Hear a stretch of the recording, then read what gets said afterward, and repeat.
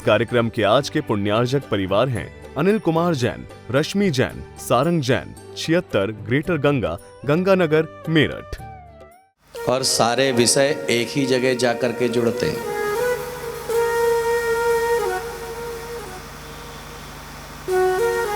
आदमी की सोच पर।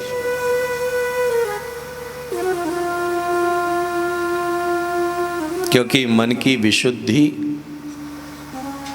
और मन की खुशी के संबंध हमारी सोच के ऊपर निर्भर है।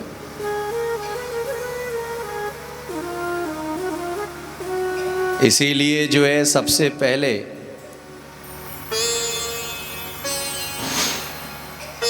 आचार्यों के द्वारा मन को संभालने के लिए कहा गया।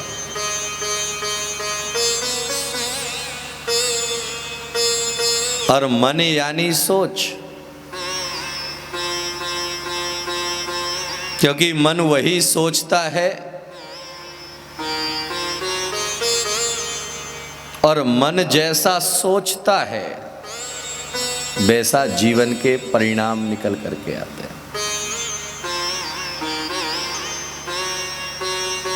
इसीलिए श्रेष्ठ सोच रखने वाला व्यक्ति श्रेष्ठ जीवन को जीता है। आपने घड़ी का पेंडुलम देखा हो? पुरानी घड़ियां जो घंटे घर पे होती थी, उन पुरानी घड़ियों के पेंडुलम को देखना, वह पेंडुलम इधर जाता है और उधर जाता है। जितना इधर जाता है और उतना ही उधर जाता है। लेकिन एक बार उस पेंडुलम को बीच में मध्यस्थता में रख करके देखें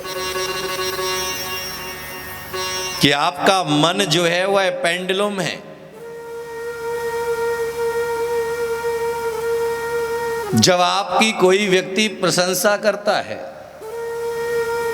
तो आपका मन का पेंडुलम कहां तक जाता है,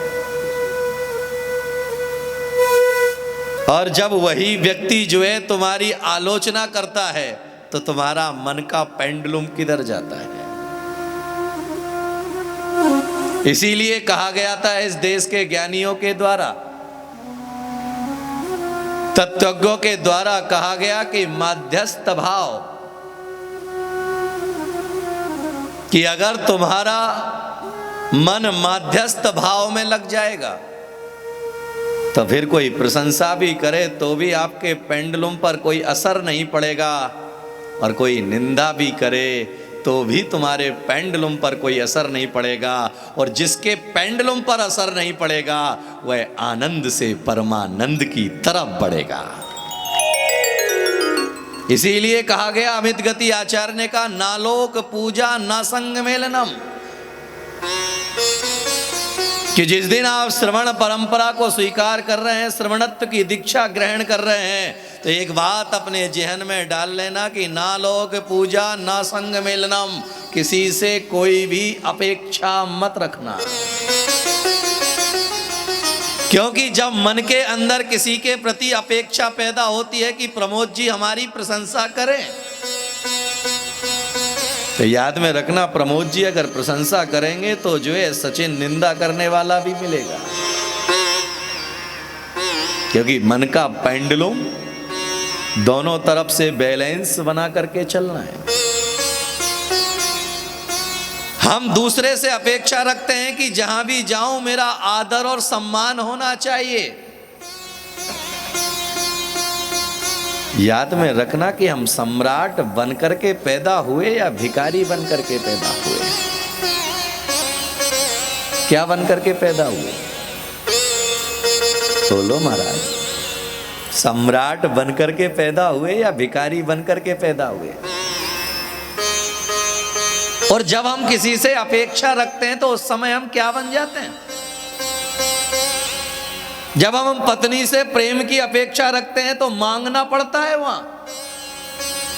याद में रखिएगा, जो सम्मान मांग करके मिलता है, जो प्रेम मांग करके मिलता है, जो आदर मांग करके मिलता है, उस आनर में आनंद नहीं होता है, मात्र दिखावा होता है। और जो प्रेम जो है अंदर से प्रस्फुटित होता है, वह तीर्थंकर महावीर की तरह महान बनाने का कारण बन जाता है। हम किसी से मांगे क्यों? क्योंकि सम्राट का काम देने का है। सम्राट का काम, किसी ने जो है प्रेम दिया, हमने यूं अंदर कर लिया। किसी ने निंदा दी, हमने यूं से अंदर कर ली। अब जब अंदर कर लोगे तो उसी के हिसाब से तुम्हारा सोच का बर्तुल बनता चला जाएगा। याद में रखिएगा कि इसीलिए इस देश के दानियों के द्वारा कहा गया कि आपकी 3 पोजीशन, एक पोजीशन यूं है, एक पोजीशन यूं है और एक पोजीशन यूं है। कितने रास्ते हैं? एक रास्ता है यूं का, यानी हम सम्राट बन गए हैं। एक रास्ता है यूं का, यानी हमने सब कुछ भगवान के हवाले कर दिया है। ये हम भगवान से कह रहे हैं कि जो कुछ भी हमारे पास है, हमारा अपना कुछ नहीं है, जो कुछ भी है तेरा है, इसीलिए तेरे चरणों में अर्पित है। इसलिए जब हम स्थापना करते हैं तो हाथ कहाँ रखने को कहा जाता है? उठते हैं।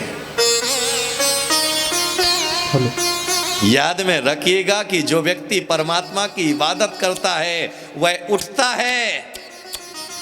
जो दूसरे का सहयोग करता है उसके हाथ यूं रहते हैं, और जो दूसरे से लेना चाहता है उसके हाथ, तो याद में रखना, यूं हाथ का जाना कलयुग है, यूं हाथ का उठना सदयुग है। और याद में रखना कि जब हम सदयुग में जीते हैं तो नीचे वाला तुम्हारे चरणों में अपने आप समर्पित होता चला जाता है। जब कोई तुम्हारी निंदा करे, जब तुम्हारी प्रशंसा करे, उस समय आत्म अन्वेषण करो कि जो मुझे कहा जा रहा है मैं वैसा हूं या नहीं।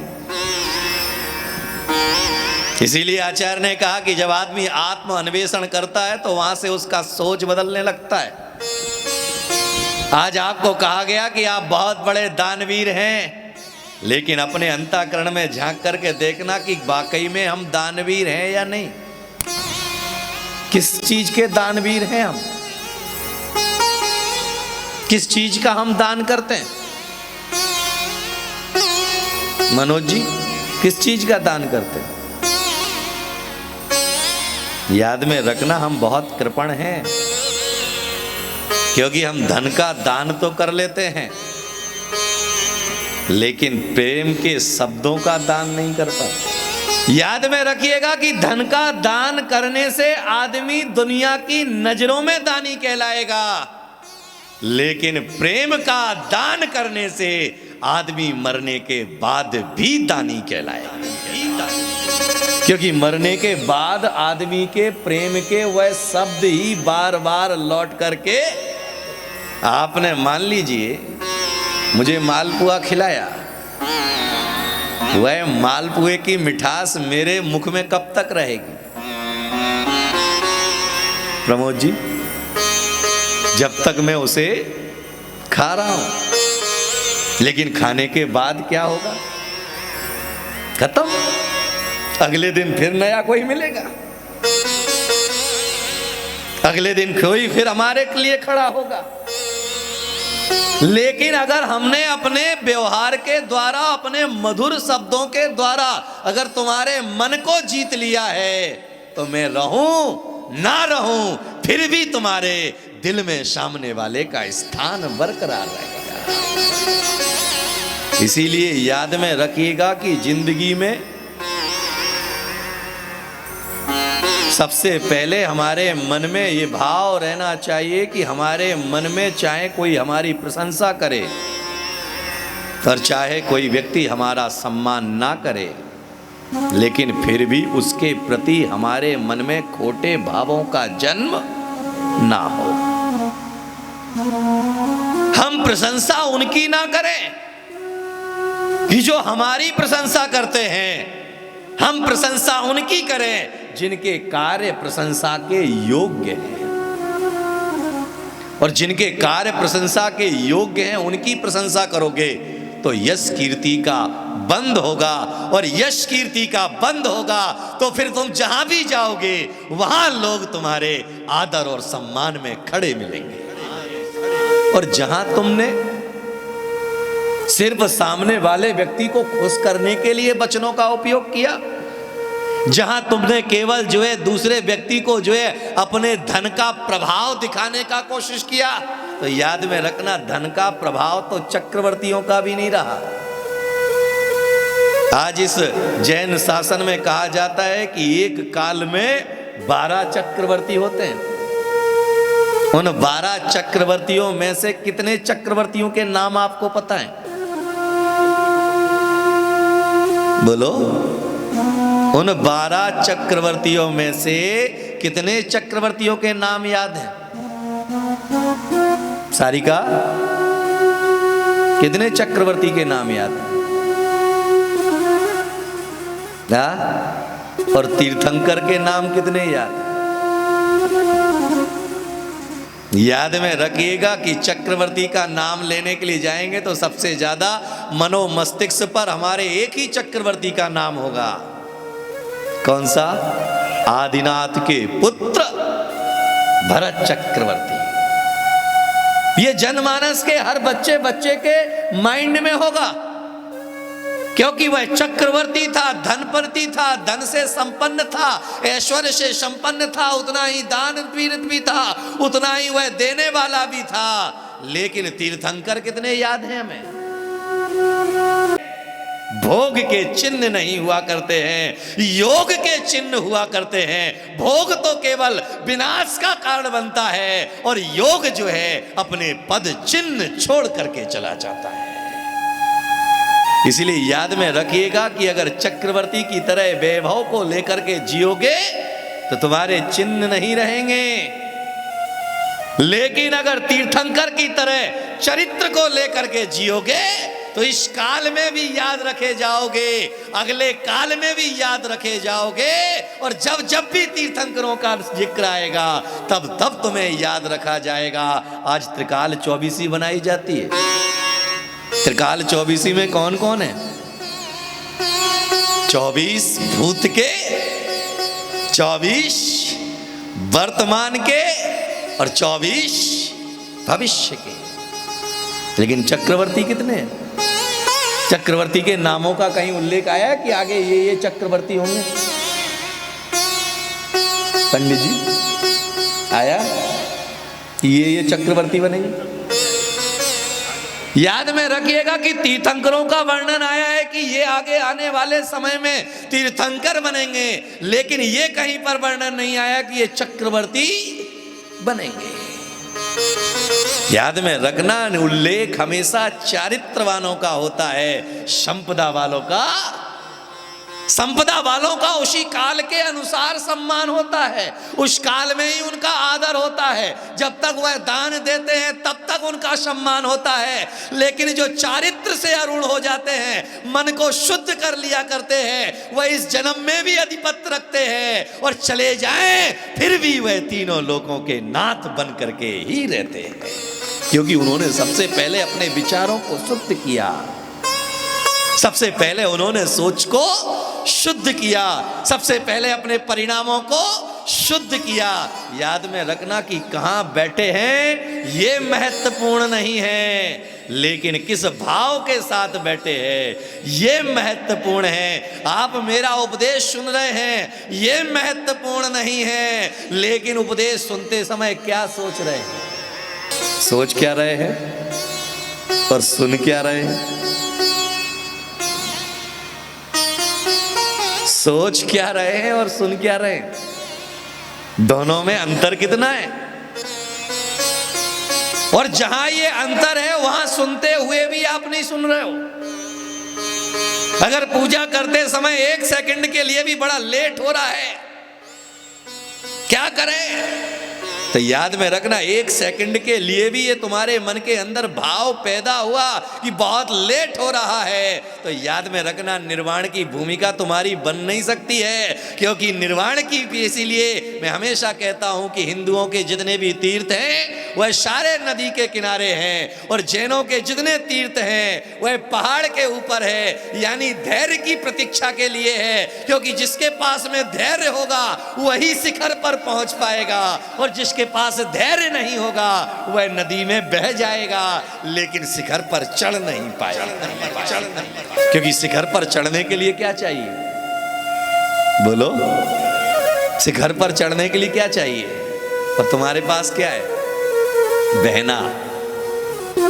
जल्दी से बहो। अभी पंडित जी लगे थे, अभी जो है पंडित जी जरा सा बोलने लग जाए तो नीचे से इशारा होना चालू हो जाएगा, क्योंकि मेरे को तो इशारा कर नहीं सकते। लेकिन अंदर की भाव दशा क्या है, अंदर का सोच क्या है? याद में रखिएगा कि सोच का केवल एक ही व्यक्ति के पास थर्मामीटर है। वैज्ञानिक आज तक सोच का थर्मामीटर नहीं बना पाए हैं। सोच का थर्मामीटर अगर किसी के पास है तो तीर्थंकर प्रभु केवल ज्ञानी के पास है, कि तुम्हारे सोच को नहीं पता चल रहा है कि तुम किस सोच को लेकर के बैठे हो, और वह सोच को लेकर के बैठने पर तुम्हें क्या मिलेगा वह भी उन्हें। तो इसीलिए शब्दों का जाल बनाना बड़ी बात नहीं है, लेकिन शब्दों को निर्मल बनाना बड़ा कार्य है। तो इसीलिए अभी पंडित जी कह रहे थे कि मनसा पूर्ण महामंडल विधान यहां पर होगा, आपकी संसार की सारी इच्छाएं पूरी हो जाएंगी। कौन कौन अपनी इच्छाओं को पूरा करना चाहता है? हाथ उठाओ। किसी को नहीं करना अपनी इच्छा पूरी? हाथ उठाओ। आधा पड़ोसी को देख करके क्यों उठा रहे हो? हैं, इधर वालों को नहीं करना है। इस कार्यक्रम के आज के पुण्यार्जक परिवार हैं अनिल कुमार जैन, रश्मि जैन, सारंग जैन, 76 ग्रेटर गंगा, गंगानगर, मेरठ। कार्यक्रम प्रस्तुति दिगंबर जैन जागरण युवा संघ रजिस्टर्ड मुंबई। केंद्रीय कार्यालय 305 रानी सती मार्ग, मलाड ईस्ट, मुंबई 97। अपने परिवार की ओर से मुनिश्री के कार्यक्रम का प्रसारण के लिए संपर्क करें 9065330031। बैंक विवरण दिगंबर जैन जागरण युवा संघ, सेंट्रल बैंक ऑफ इंडिया, खाता संख्या 3424988837, IFSC CBIN 0280454।